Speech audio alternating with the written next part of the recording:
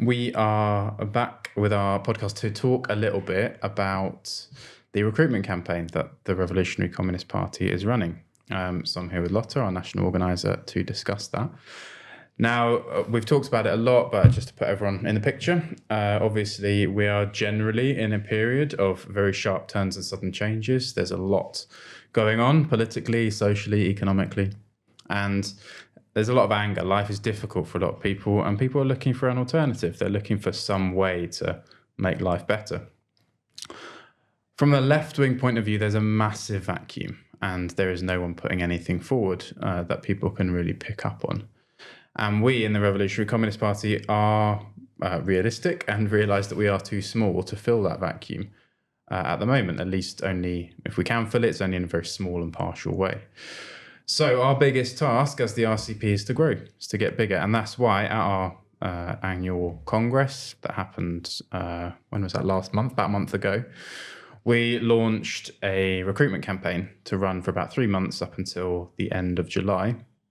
And in that time, we want to try and recruit 200 people as a kind of a small step in the direction of building the party to be able to fill that vacuum, which is missing in the political situation at the moment.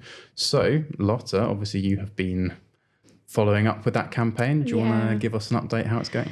No, but it's going really well. And it's, like you say, this vacuum that exists, that there's so many people out there who are disgusted by what they are seeing in the world, who are asking questions of like, why are we seeing so much crisis? And where we can be visible, a number of them are then directly contacting us. So in the last, month or so since the Congress, the comrades were extremely excited. They were like, right, we're going to go back to our cities, to our branches, and begin this recruitment campaign. And even on the train back from the Congress, the comrades started by just talking to people about, what we are up to, the RCP and so on. And I heard reports of comrades selling our new pamphlet, Why You Should Be a Communist, to just people on the train and so on. And in the last month, we've had over 200 people writing into us via the website asking to join. And a lot of them, they write very striking messages of why they feel the need of getting involved, basically. I can just read up a couple of them to give a bit of a flavor. So one of them says, I'm currently a member of the SNP, absolutely willing to give up that. The current political system isn't working, people are suffering, and we need to work to give them hope for the future. I've been dabbing in communist ideas for some time and now ready to commit. And this is someone from Scotland. We also had someone from Lincoln who said, I'm tired of being tired. I'm tired of my reaction to horrible things happening in the world being, well, that's terrible, but not a lot that we can do about it.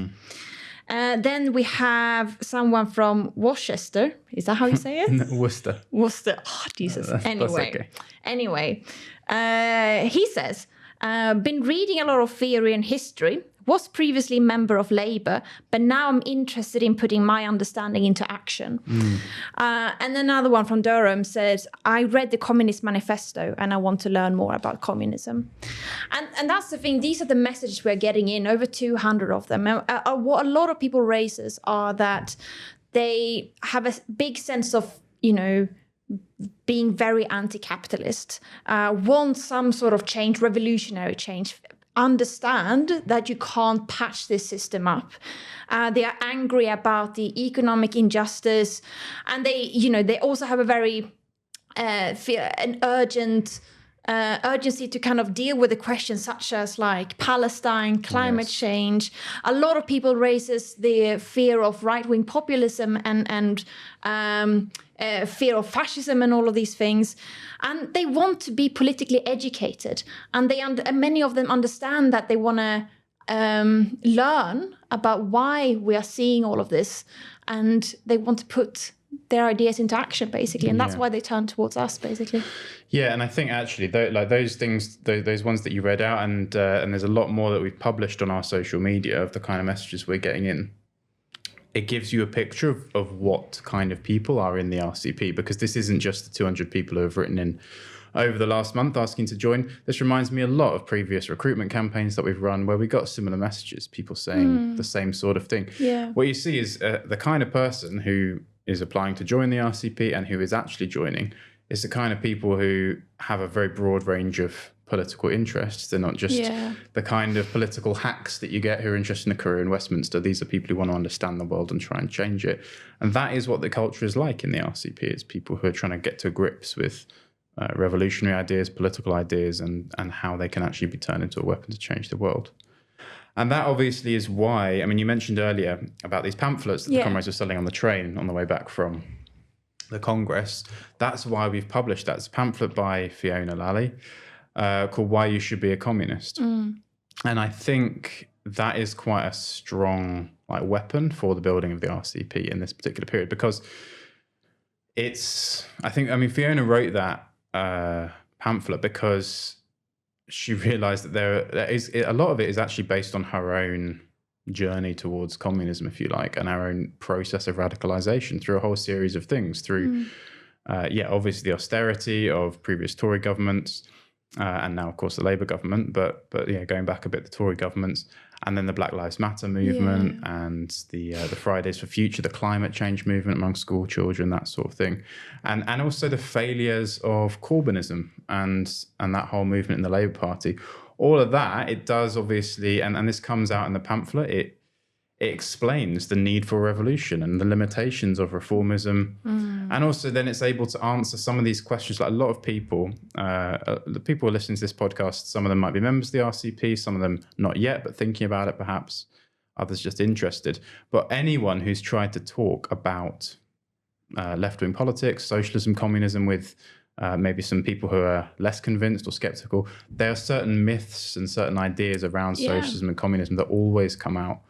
And Fiona's pamphlet tries to answer some of those as well, equip people with the ideas and the arguments to answer things like, human nature, and is it inefficient, and what about previous attempts, the Soviet Union, Stalinism, and so on? What about those? Is that how communism always ends up? And the pamphlet tries to answer some of these points and put the case for genuine, healthy socialism and communism. Yeah. So it's a very important tool, I think, for comrades to use. Is this pamphlet, and I know that it's been the basis for quite a lot of discussions in our branch, in RCP branches around the country. I mean, you've obviously read the pamphlet as well, Lotta. What are some of the main kind of issues and questions that it deals with? Yeah, I mean, for being a quite short pamphlet, it covers a lot, basically. And I think as well, what is so good with this pamphlet is that it covers a lot of the main questions that we are getting from people that are looking towards joining us. So on the one hand, it goes through obviously like the kind of general crisis of capitalism and why we're seeing crisis and so on. He also talks about reformism versus revolution, and it deals with the question, like something that we talked about in previous podcasts, of like why you can't tax the rich, why you need to expropriate them and put them on the wealth under the control of the working class. And it talks a lot about like the fight against oppression and so on. And these are a lot of the questions that many people come with when they first join. They want to understand our position on a number of these questions, basically. And I think, I mean, so far, from what I understand, the pamphlet has sold like butter. It's been really, really good, The comrade in Manchester were telling me like how it's been really useful to read it, because it's a very good way of training, especially new members, of how to get across our ideas to someone you meet on a paper cell or just on the street and so on. So I think they sold out 2 of their orders that they put in since the Congress. And it's been putting, having a lot of good basis for discussions in branches and so on, basically. Yeah, and one thing it is quite striking. I know you and I have talked about this before as we've seen the applications to join coming in. It is quite striking to see how many people are writing in and saying that I've decided now's the time to get organised because of the rise of. I mean, people use various different words for it. Some say the rise of fascism, some say the rise of the far right and populists, or they specify reform and Farage and this sort of stuff. A lot of people are writing in on that basis, and the pamphlet does deal with that. And actually, we've got another pamphlet out about Trump and like a Marxist analysis of Trumpism and stuff like this, which tries to grapple with this phenomenon of like right wing populism. And that's quite important. I know there was a comrade in Brixton, I think, who sent us in a little video like why I joined the RCP, and she said the first discussion that she ever had in a branch was about reform. And I think this is important because one of the things that we say, like what we actually say about reform and right-wing populism and this sort of thing, is that it is the product of this vacuum that we've talked about on the left. Farage, for example, he's a right-wing opportunist. He's out for his own gain. He does not have the interests of working class people at heart at all. What he's able to do in this situation where there's enormous anger and a big vacuum on the left is basically tap it. The left has left the field wide open for him, and he's able to tap into that anger. Yes, purely in an opportunist way, but he started coming out and saying, well, I'm also opposed to the two-child benefit cap, for example. Yeah, exactly. I'm in favour of nationalising British Steel. And that starts to get an echo. And with a kind of anti-establishment image, with the whole media ranged against him and stuff like this, he starts to pick up a certain appeal. The responsibility for that lies on the left. Now, we don't think that's not a fascist movement, but it's obviously it's something that needs to be fought by building a genuine working class alternative that can actually, that doesn't say no you're all stupid idiots for voting for Farage or whatever, or voting for reform, and you should just be happy with this Labour government and what. No, you're absolutely right to be angry with the Labour government, but the solution to it is not Nigel Farage. The solution to it is obviously a working class answer. Those kind of discussions are important because that is, I think, missing on the left in general. Definitely. So this pamphlet, having those discussions with the new people who are coming towards us, a lot of whom have these exact questions, that's going to be crucial, I think, for all these new people. I mean, the other thing I think that I have heard reports of it being discussed, and obviously it's going to come up quite a lot. I mean, we're recording this on a Thursday. On Saturday, we've got this demo, this June the 7th demo. So another question that is going to come up a lot, I think, with new people is this question of reformism and Corbynism. I mean, in a nutshell, what are we saying to people as they're coming towards us about the question of reforms and Corbyn and so on? Yeah, well, I think especially a lot of people that come towards us they have seen the limitations of reformism, and they can see that it's not enough to ask for better conditions and so on. And obviously we want reforms. A lot of the demands that the official organizers are putting forward are obviously demands that we would support in terms of funding public services, no to austerity and all of these things. But the question is, how do we make those demands being met, basically? And where the organizers are talking about, we just need to tax the rich. Well, we say that is clearly not enough, and it's actually almost a utopian demand, basically. Because on the one hand, I think Richard Bergen, he put out we just need a 2% increase on wealth tax that is over 10 million or something like that. I think that in total would give in 24 million per year or something like that. And you just look at the annual budget for the NHS, which is 180 billion a year. It's a drop in the ocean. And also, if you were to carry out that kind of demand, well, what would the rich do? Would they just happily be all right, you can have my 2%? No, of course not. They would move their money abroad, or being able to find any kind of loophole to kind of keep their wealth and so on. So what we say is actually it's not enough to tax the rich. You need to expropriate them and take that money that rightfully are the working class. They are the one who has produced it, and it belongs to us. So we take what is ours, basically, and we put it for our needs and not their profits, basically. Yeah, and I think that kind of demands is actually very well received when you talk to people about it, basically. Yeah, that's it. And this is what we try and do. As people join, they ask these questions, and we discuss out how you would answer them, how you would answer these points, what our analysis is, and so on, so that our members can get trained up and go and win other people over to these ideas. So it's very important to the RCP. It's very important to us that as people are joining, they are full of questions and they're full of curiosity about the world and about how to win other people over to these ideas. So the pamphlet's very useful. We've got other materials. Obviously, we've got the paper, we've got our website, and we cover a lot of this material there. But I mean, the striking thing for anyone joining the RCP now, and that one thing you'll realize is that there's a lot of other new people joining. And I mean, there's branches all around the country, and districts and cities and so on, which we could list if we had the time, where we're seeing a big uptick in recruitment. Yeah. I don't even think I've said how many people we recruited since. Oh, yeah. No, tell us. Yeah, how many have we recruited in the last month? It's over 50 people since the Congress. I think we are going to reach 60 by the end of this week, basically.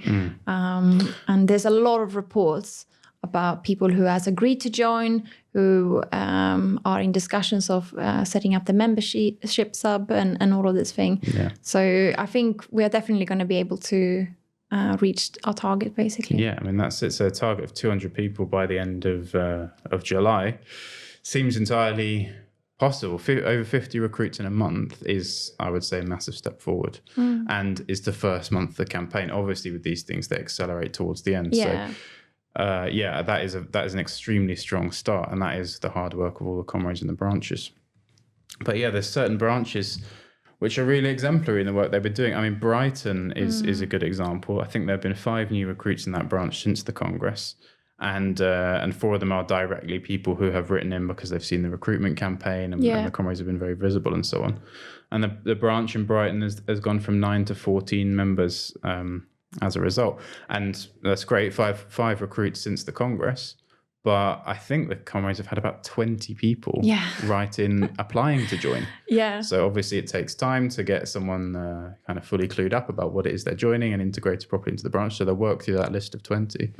But we're potentially looking at a couple of branches, a couple of new branches in Brighton on that basis. We've actually got a little clip from Kieran, who is the secretary of the Brighton branch, I believe. No, he's a leading comrade. He's a leading comrade in Brighton. Okay, he's not the secretary, but I think he's on the central committee, isn't he? And down in Brighton. And Kieran he gave us a little explanation of some of the work that they've been doing. So we'll just listen to that quickly. Hi, I'm Kieran from the Brighton branch. I'm just going to give a report on how the recruitment campaign has been down here for us. Since last month from the Congress, really the branch has been night and day. We've completely kind of transformed things. We all left the Congress feeling extremely inspired.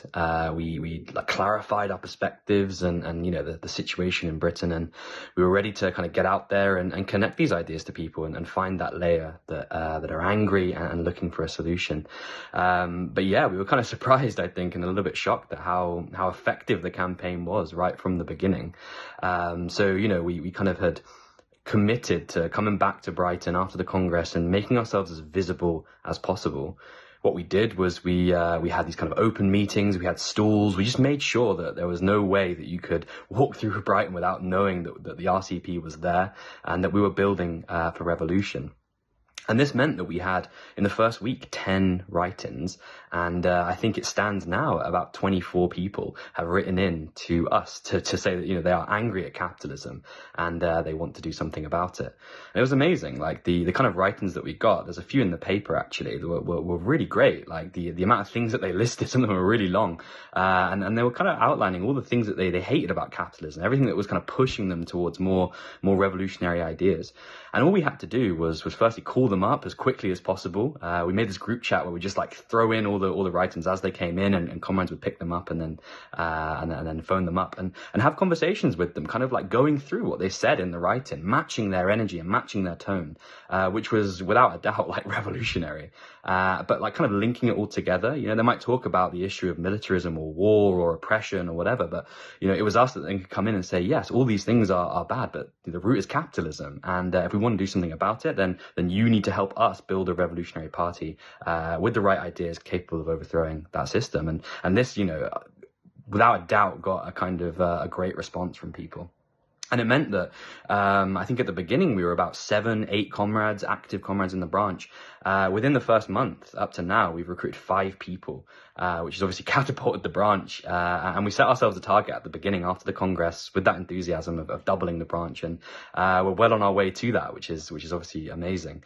And yeah, like these kind of meetings with the contacts that have written in, we had a really great one in the park where we just sat down on a nice sunny day and kind of chatted about politics, literally everything from Russia, India, Pakistan to, you know, the kind of Stalinism and the history of the Russian Revolution.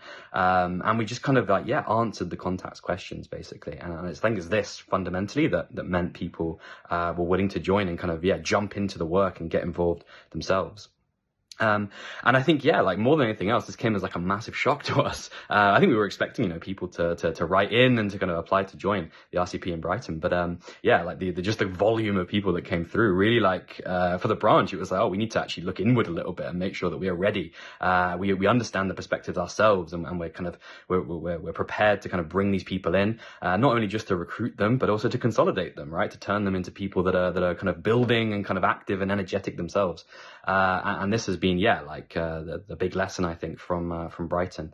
And it just means that, we're looking to the future, we're in such an amazing position. The quality of the sort of people that have been looking towards us and their enthusiasm has really like energized the branch itself.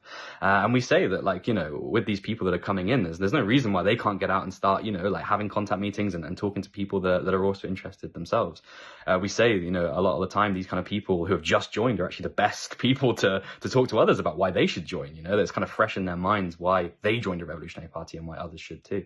And so, we're just getting them straight involved in the work and making sure that, the branch is capable, is educated, and we're going to use this summer period actually to educate the comrades. We're going to go to the summer camp, for example, and we're just going to keep having kind of these meetings. We have one planned for mid-June, just to kind of bring in all these people that are writing and making sure that the comrades are prepared and ready to take them in as well. So the Congress left an incredible impression on everyone, and I think has really been the reason why we've been so energetic and so prepared actually to meet the challenge. Now that we're growing, we're going to split the branch in Brighton. I think it'll be the first time that the Brighton is 2 branches, and it means that there are going to be new challenges and new opportunities and more reason to build and kind of make a positive impact in Brighton, build the RCP and plant the red flag. So it's very, very exciting, and there's just more to do for us, which is great. So yeah.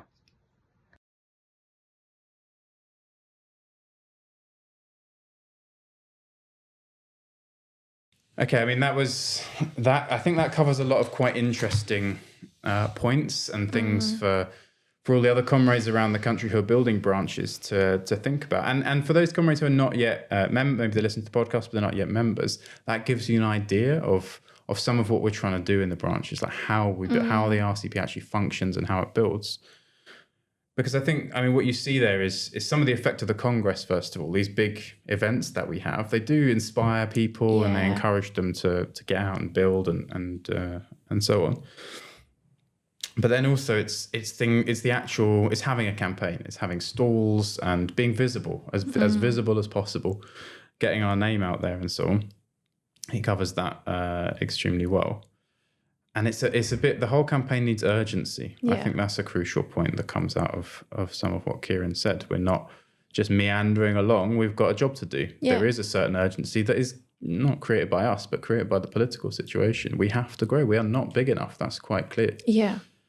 So and that also comes across a little bit in the tone that the comrades use when they're discussing with new people who they're trying to recruit and so on. we have to convey a bit of that urgency. Like, this is something serious that we're trying to do. This isn't some discussion club or a book club. It's not what the RCP is. We're a fighting organisation. We've got stuff that we want to achieve. So if you want a book club, fair enough. But that's not what this is. We study and we discuss and we read, of course. We're not just some academic discussion group. There's more to it than that. And then there's plans for like kind of what the future of the branch is. This is important as well. We're never just satisfied being the size and the level that we are. It's what we're looking to in the future, I think. Yeah. I know you've been discussing a little bit with Kieran also, trying to get some of the lessons from the Brighton branch. Yeah. Is there anything that you found particularly striking with what they've been doing? Well, I think on the one hand, it is how they managed to really make use of that political inspiration that came from the Congress of discussing all of the ideas and perspectives for the British Revolution. And from what I understand is that every comrade in the Brighton branch understand their own role in what they can play this summer, basically, in terms of building the Brighton branch. They talked about, we would like to double our branch. Kieran said in the clip that they were between like 6 to 7 comrades before the Congress. But that means it's not just Kieran that can recruit. You need every member to be able to explain the ideas and to able to convince the people that they meet, basically. So you can really see a certain sense of personal responsibility. And I think that's the thing what we say, like, we don't have any rank and file members in our party. Our members, we want to train up every single person that joins our party to become a future class fighter who can, eventually lead revolutions. And that means you had to start from somewhere, and building a branch is a really good training ground for that, because you got to learn, on the one hand, how to, you got to learn the theory, you got to learn why capitalism functions the way it does, and how we can overthrow it, how you explain that to other people, and you gotta go out there sometimes, go out early in the morning to a picket line. There's different ways of talking to striking workers versus how you speak to a radicalized young student, basically. You got to think about who do you have in front of you and how do you connect with the political conscious that they are having, So it's building a branch is a very good training ground to become a future revolutionary leader, basically. Yes. So I think that has been really good in Brighton, that a lot of the comrades realize their part in that. And then also that has, led to that all of the comrades are very excited of going out to build. Yes. So they are all participating in the recruitment stalls. They all making themselves very visible in the cities. Literally can't walk anywhere without seeing the presence of the RCP. They all taking responsibility in calling people who are writing into us, and so on, and learning on the job, basically, and willing to, even people who have not officially joined, they bring them into activities straight away to integrate them, because that's the thing. Like, I think there is a sense of urgency, and also meet, the people who are writing into us. A lot of them are rightfully fed up with what politics looks like today. And they want to see something different. They are revolutionaries, Yeah. And we gotta show that we are serious. So I think what the branch has done is really good of matching that mood that exists out there, So I think that's been really inspiring to see what they've been able to do in just a month's time, basically. Yeah, absolutely. That is extremely inspiring. And it's not the only place either where we've kind of registered some good successes. Yeah, no, definitely not. I mean, there's other, where else we can't obviously go into as much detail everywhere else, but is there anywhere else that's worth highlighting? Well, I mean, we have a couple of new cells coming up and branches. So, for example, we launched our first branch in Exeter, yes. Which I think had just a couple of comrades before the Congress. They've recruited 2 people and have been able to launch their branch, have had, open meetings and recruitment stalls and so on now in May. You've also seen, as I mentioned before, Manchester have had really good paper and recruitment stalls going on for the last months. And what they see is that they often get between 6 to 10 contacts at every time they're going out to sell the paper, because they are very much, economists know why they're out there. It's not just to sell a paper. They're there to build the party and to talk to people. We have had some good initiatives as well in Leeds, for example, where they put up what they call the Communist Forum, which is like a place for where people can come and ask questions about what communism really is. And that's been quite well attended. I think there was 8 new faces that came to the first meeting and so on. In Bristol, they've had a day school where they invited people who were interested in joining, where they, talked about a lot of the theoretical questions that's coming up and so on. So there's a lot of initiatives. I've never seen so much activity going on in the party. Yeah, I've really noticed that. And we get daily reports. So it's almost been like a flood of things that is hard to take in, of how much we actually are able to reach out. But I think because of that activity, that the proof is in the pudding. Like, we're getting so many people that are directly contacting us, asking to join, because they see a youthful, dynamic organization, a party that is out there and wants to do something about the future, basically.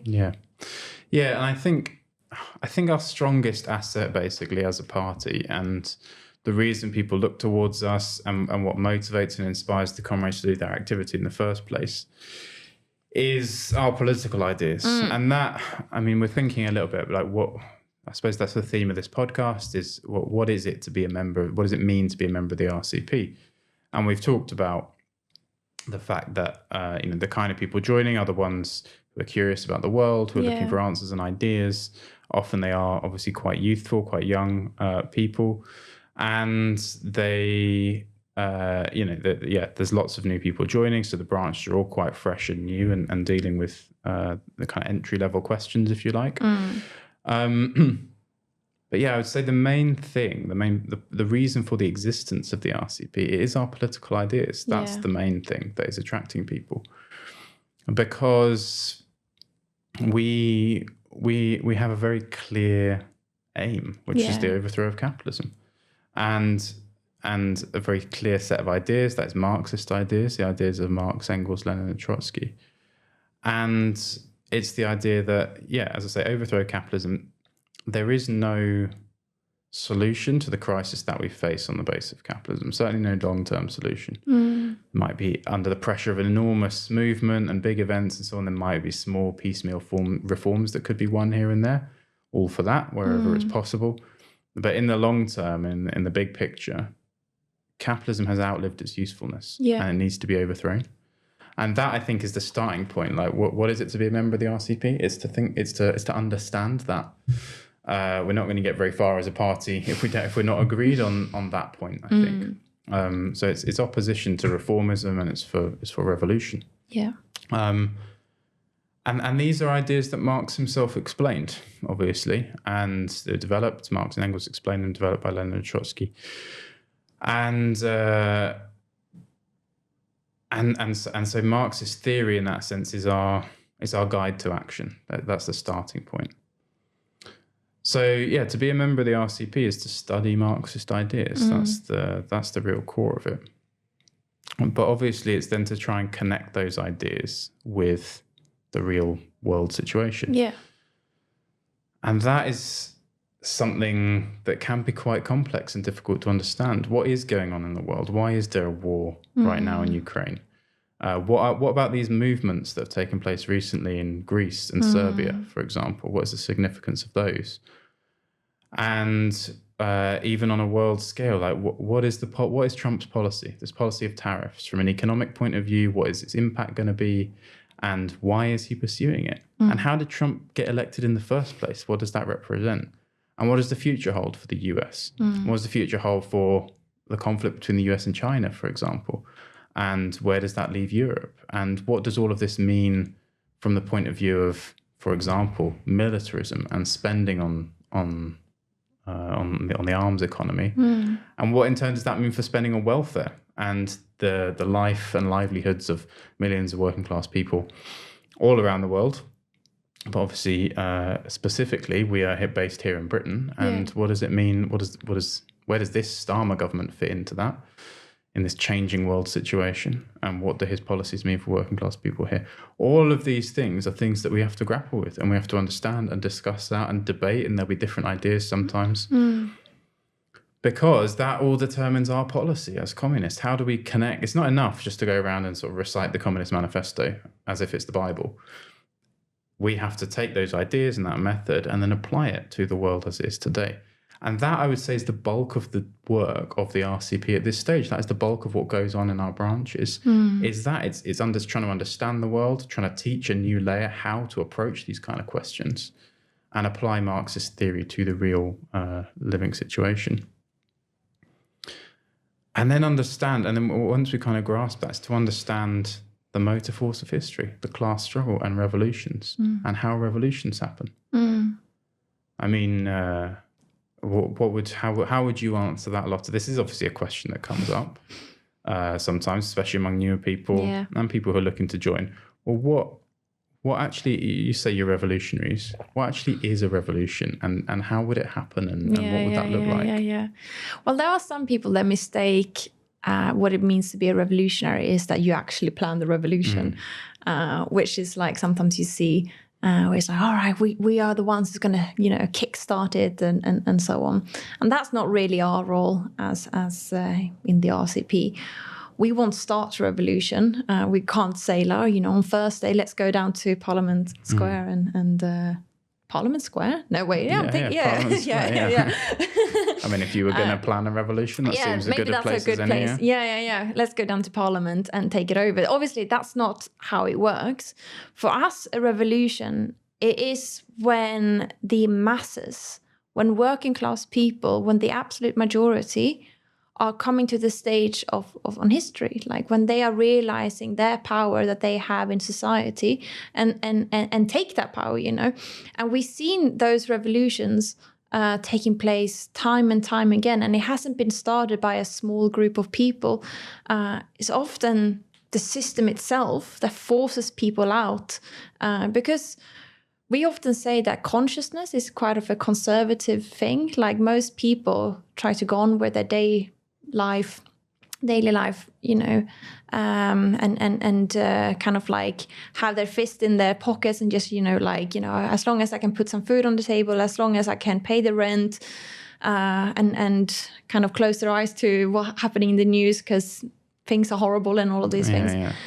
But at some point, there will be a turning point where people just feel like, actually, tomorrow is not getting any better, and I'm fed up. And when you see that happens on the mass scale, and workers start to go out and actually, into mass mobilizations, that's when you start to see a revolution, basically. Yeah. Now, most people and I think the working class, which is the absolute majority of the population in society worldwide, the working class has never been as strong as it is now. Are very capable of carrying out revolutions, are very capable of organizing, of starting up their own councils and all of these things, basically. But what we've seen in every case of just the recent revolutions that are taking place, like, for example, Bangladesh last year, you had Kenya, you had obviously mass mobilization in Serbia and all of these things. Yeah, and Sri Lanka. In all of these cases, the workers have, done everything that you can ask them to do in terms of going out there day after day in mass protest, and really the power was in their hands. But many people, they know what they don't want. They don't want the corrupt politicians. They don't want the government. They don't want the kind of they're rich people and so on, but they don't necessarily know how to overthrow capitalism. And that's why we say that we need a revolutionary leadership. And that's primarily what we're trying to build. We're trying to build the revolutionary leadership that the working class deserves in order to put forward a clear way forward in the class struggle, to point out that it's not enough to just topple down a leader, a president, or anything like that. You need to get rid of the whole thing. You need to go to the root cause, to take over the banks, the big business, and put them under the control of the working class, and so on. So, like, it's by putting forward a clear program and a strategy for socialism, basically, and that's our role, to build that leadership, because revolutions will come whether we like it or not. Yes. The system itself, it's like what you say, it can no longer, capitalism can no longer develop the productive forces as they have been able to do in the past. And it enters an era of crisis and revolutions. So we will see big events taking place. We already are. And there's just a question, a matter of time when that will happen in Britain. And that's the thing, you can't build a revolutionary leadership in the midst of a revolution. You had to prepare for that before, with leaders who have studied history, who have studied previous class societies, see the rise and falls of them, and understand what needs to be done, basically. And that is what we prepare for, basically. Yeah, I think that's it, and that's what you've summarised there is exactly the essence of what we're trying to do. Revolutionary movements are inevitable, but their success is not inevitable, and we want to make them successful. That's the point. But the way we do that is by studying, synthesizing, and then acting on all of those experiences from past revolutions, successful and unsuccessful. And I think you can say that today. I mean, this is what we're talking about. Again, it's the third time we've talked about it just in this podcast. But the weakness of the left, the vacuum that exists, there is no clear leadership. No. There is no one who is really saying anything other than, oh, maybe we could tax the rich a little bit more. Yeah. And that, of course, is not enough. It's not even a kind of ideological thing for us to say, oh, well, we just don't really agree that taxing it is verifiably not enough. Like, that it simply does not work. As you say, this has been covered elsewhere in other podcasts and so on.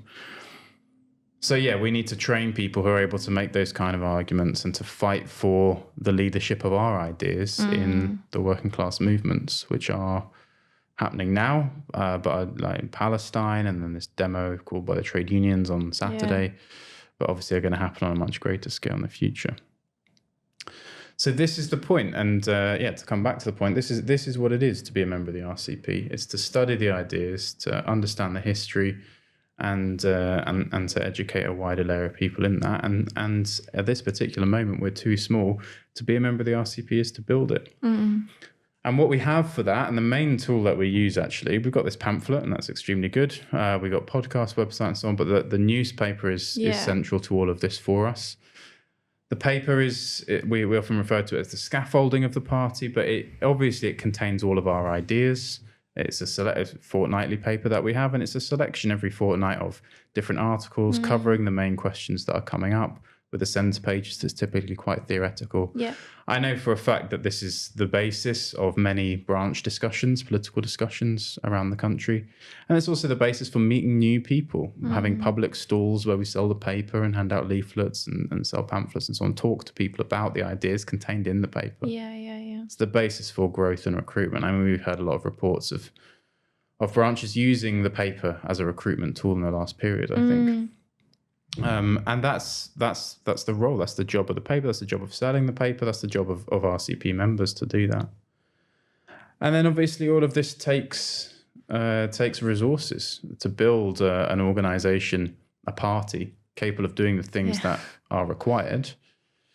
It takes money, and that is also then part of being a member of the RCP is fundraising, and that's fundraising from beyond the party itself in various different ways. Branches have some really great initiatives. We've actually covered this in a podcast, I think last year. We covered some of this in a podcast. But then it's also about the donations that members of the RCP make themselves every month in the form of their subs dues to the party. And that's a real crucial element of what we're trying to do. Yeah. And I think what we've got at the moment in the party is a very good understanding of that the task we set ourselves is massive. We want to overthrow capitalism. And we're not joking about this. This isn't a hobby or a pastime. This is the most important task that any of us face in our lifetimes. And unfortunately, the way the world is, that doesn't come for free. No. And what we've found, I think, I mean, you will have a better idea of this, but in these, for example, 50 new recruits over the last month, the attitude towards revolutionary finance has been really excellent. Oh, yeah, definitely. I think what we are really good at is to explain where the money goes. Because it's like you say, our aims are not small. We want to overthrow capitalism. And to do so, you can't just do that through a loosely organized group, basically. You need a strong apparatus, and you need to release a number of comrades to do this full time, to work for like building the revolutionary forces, basically. I think what we've seen is like a lot of the comrades has been very good of explaining where this money goes to. Obviously, it goes to, for example, printing our theoretical materials like the paper, our theoretical magazines, paying our full-timers wages, which is not, any grand salary or anything like that. It's just so that we can, do the work, basically. Or paying the rent for the building that we're in, having a studio like this have obviously as well costed money and so on. But it's useful because we can talk directly to the membership, basically. And all of that money goes directly into to further not just keep the organization and the party as the way it is, but to make it bigger, because that's the thing. We're coming back to the question of like this enormous vacuum that is out there. We are too small, but we aim to fill it one day, hopefully sooner rather than later. Yes. And therefore we need the money basically to be able to build that party, basically. And what we've seen, like for almost every member new members who joined since the Congress, I don't think there's, apart from a couple of school students who obviously don't get that much money from there, like they don't have any salary. But anyone who's a student or worker or anyone like that have paid a sub between 30 to 120 pounds per month. I saw someone from Scotland setting up a 120 pound monthly sub. We even talk about the need for 1 day's wages, basically, for us to kind of like be able to build the party as quickly as we can, basically. Because it's a race against time for us. We have big aims and we want to fulfill them, basically. Yes. Yeah, that's it. And the rate we're going, if we can keep this up, I think we will, by the end of our kind of 3-month recruitment campaign period, we will have taken another important step forward in that race against time. So I think that's more or less everything we wanted to cover today, isn't it? Yeah. We've given the comrades a bit of a picture, hopefully, of the recruitment campaign and what it is to be a member of the RCP, and just a little bit of a taster of, above all, kind of the political approach that we have and some of the political questions that we will discuss in the party. So what we're looking for is obviously more growth, more kind of political strengthening and study and discussion among the comrades. Yeah. And on that basis, we will have taken a very important step forward by the end of July. Yeah, okay. Definitely. Cheers, Lotta. Thank you.